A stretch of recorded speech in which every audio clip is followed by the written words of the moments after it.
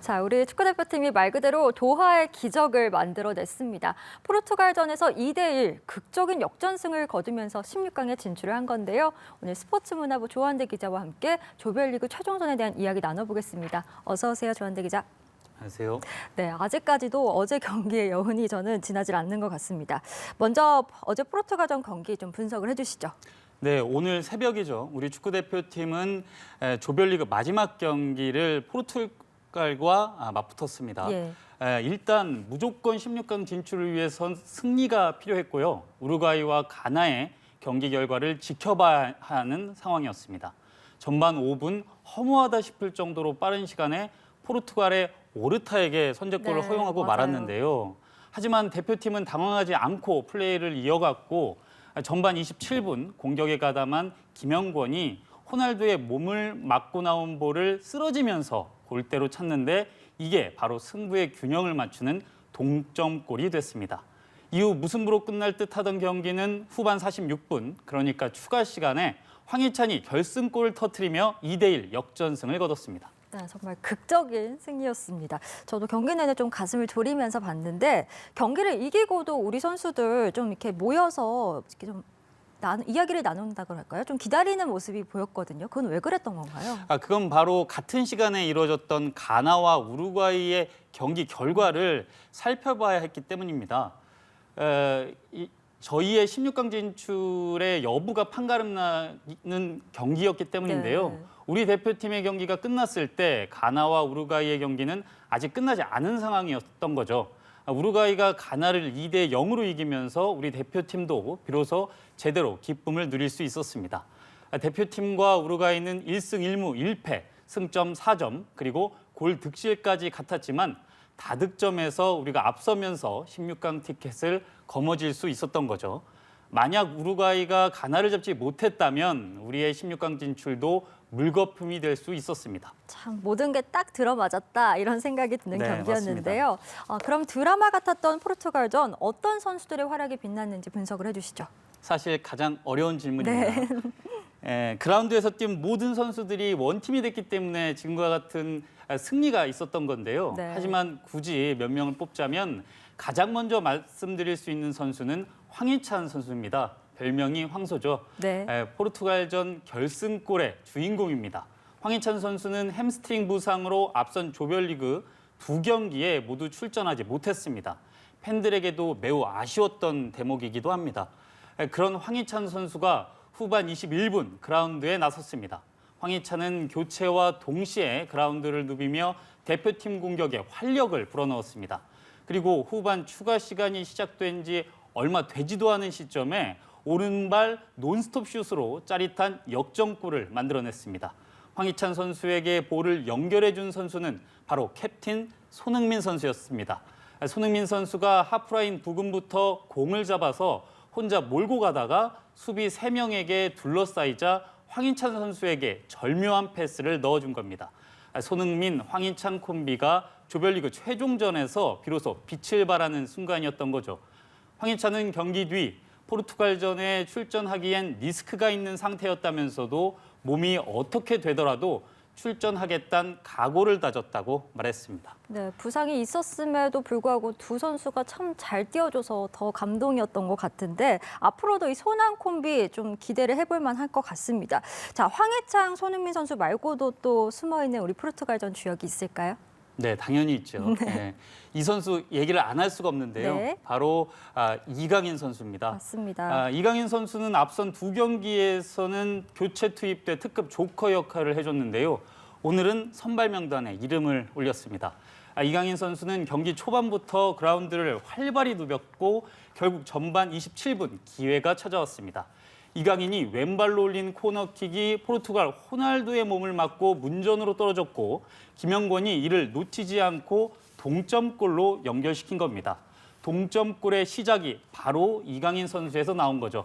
이후에도 이강인은 단점으로 지적된 수비 가담에도 적극적으로 나섰습니다.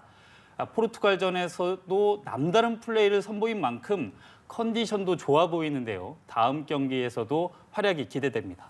네, 앞서서 조한대 기자가 얘기해준 것처럼 정말 모든 선수들이 원팀을 이제 해서 뛰었기 때문에 이렇게 승리를 할 수 있었던 것 같습니다. 모두 너무너무 잘해줬습니다. 자, 이 극적인 승리에 대표팀 선수들 기쁨의 눈물을 또 멈추지 않는 모습도 보여줬는데 대표팀 선수들 경기 후에 좀 어떤 이야기들을 했습니까? 그럼 먼저 여러 선수들이 얘기를 했는데 먼저 캡틴 손흥민 선수의 네. 얘기부터 한번 해보겠습니다. 손흥민 선수는 포르투갈전에서 승리하자 그라운드에서 엎드려서 오열했습니다. 네, 봤어요. 지난 부진을 씻어내는 승리라서 감정이 더욱 올라왔던 것으로 보이는데요. 경기 후 인터뷰에서 손흥민은 선수들이 끝까지 포기하지 않고 한 발 더 뛰고 희생한 덕분에 좋은 결과를 얻었다고 말했습니다. 한 발 더 뛸 수 있는 에너지는 국민 여러분의 응원 덕분이라고도 전했습니다. 지난 가나전 멀티골의 주인공 조규성 선수는 정말 기적이 일어난 것 같다며 기쁨을 감추지 못했는데요. 상대에게 절대 밀리지 않겠다는 투지를 갖고 나왔고 다른 선수들도 같은 마음으로 뛰어 이런 결과가 나왔다고 말하기도 했습니다. 네, 우리 선수들 참 말도 잘하는 것 같습니다. 자, 이제 대표팀의 사령탑이죠. 벤투 감독 얘기도 안 해볼 수가 없을 것 같습니다. 앞선 경기에서 이제 레드카드를 받으면서 관중석에서 지켜봤는데 오늘 승리로 좀 여러 가지 징기록을 썼다면서요? 네, 맞습니다. 벤투 감독은 오늘 대표팀의 승리로 카타르 월드컵 16강에 오른 유일한 외국인 사령탑이 됐습니다. 월드컵에 출전한 32개국 중에 외국인 사령탑이 지휘봉을 잡은 건 우리 대표팀을 포함해서 9개국인데요. 대표팀을 뺀 8개 나라는 모두 조별리그에서 탈락했습니다. 특히 오늘 승리가 벤투 감독에게 더욱 특별한 건 자신의 조국 포르투갈을 이겼기 때문입니다. 벤투 감독은 2010년부터 2014년까지 포르투갈 대표팀 감독을 맡기도 했는데요. 네. 현재 포르투갈 사령탑인 산투스 감독은 벤투 감독이 자국 리그에서 선수로 뛸 때 소속팀 감독이기도 했습니다. 벤투 감독처럼 월드컵 본선에서 조국을 상대로 이긴 감독의 최근 사례는 2010년에 있었는데요. 벤투 감독이 12년 만에 진기록을 써낸 겁니다. 관중석에서 경기를 지켜본 벤투 감독 대신 벤치를 지킨 건 세르지오 코스타 수석 코치였습니다. 코스타 수석 코치는 경기 후 인터뷰에서 우린 승리할 자격이 있다며 기쁨을 감추지 않았습니다. 이어 우리 선수들은 개성이 강하다며 지금까지 이뤄낸 것보다 더 잘해낼 수 있고 잘해 나가야 한다고 말했습니다. 네, 자 벤투 감독의 스승이자 이 포르투갈의 사령탑 산투스 감독도 오늘 경기에 대해서 언급한 부분이 있다고 해요. 어떻게 언급을 했나요? 네, 산투스 감독은 우리 대표팀이 엄청난 집중력을 보였다 이렇게 얘기를 했습니다. 우리 대표팀에 흔들리지 않는 일관된 플레이를 눈여겨본 겁니다. 산투스 감독은 우리는 계속 조직력을 잃어간 반면에 한국은 동점골을 득점한 뒤에도 집중력이 좋았다고 말한 건데요. 이어서 포르투갈 선수들도 동기부여가 돼 있기는 했지만 공격할 때 집중력이 부족했던 것 같다며 패인을 짚었습니다. 그렇군요. 자, 이제 16강. 이제 16강을 확정지은 다른 국가들도 우리가 잘 분석을 해봐야 될 텐데 우리를 포함해서 이번 카타르 월드컵에선 좀 아시아 국가들의 선전이 눈에 띄는 것 같아요. 네, 맞습니다. 한국이 16강에 오르기 전에 이미 일본과 호주가 16강 진출을 확정지었는데요. 네. 월드컵 사상 아시아 국가 3개국이 16강에 진출한 것은 이번이 처음 있는 일입니다.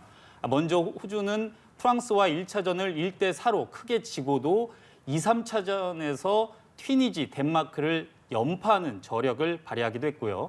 일본은 죽음의 조로 불린 2조에서 우승 후보 독일과 스페인을 이기며 이변의 주인공이 되기도 했습니다. 일본의 16강전 상대는 크로아티아로 정해졌는데요. 만약 일본과 우리 대표팀이 모두 16강전에서도 승리를 거둔다면 8강에서 한일전이 성사될 수도 있습니다. 그렇군요. 자, 그렇다면 여기에서 이제 우리 대표팀의 16강전 상대를 알아봐야겠죠. 우리 대표팀의 상대 누굽니까? 네, 우승 후보 브라질입니다. 그렇군요. 예, 브라질은 오늘 G조 조별리그 최종전에서 카메룬에게 경기 후반 추가 시간에 결승골을 허용하며 0대1로 패했는데요. 하지만 최종 성적 2승 1패, 승점 6점을 올린 브라질은 스위스를 골득실에서 앞서며 조 1위로 16강에 진출했습니다. 이로써 H조 2위인 대표팀은 G조 1위 브라질과 오는 6일 화요일 오전 4시에 16강전을 치르게 됐습니다.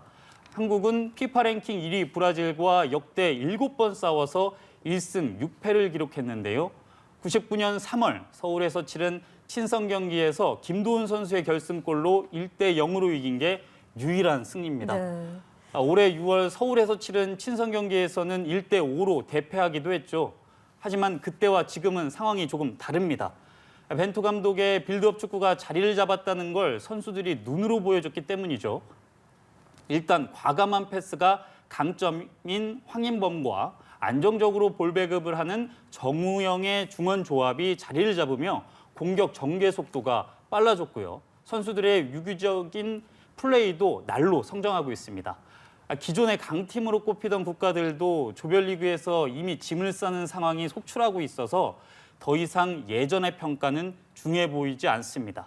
그렇기 때문에 우리 대표팀이 주눅들지 않고 집중력만 발휘한다면 브라질을 상대로도 충분히 좋은 경기를 할 수 있다고 보여집니다. 네, 우리 선수들 지금까지 너무너무 잘해온 만큼 후회 없는 경기하고 돌아오길 바라겠습니다. 자, 그럼 대표팀의 선전을 기대하면서 조한대 기자와 이야기는 여기까지 나눠보도록 하겠습니다. 오늘 말씀 고맙습니다.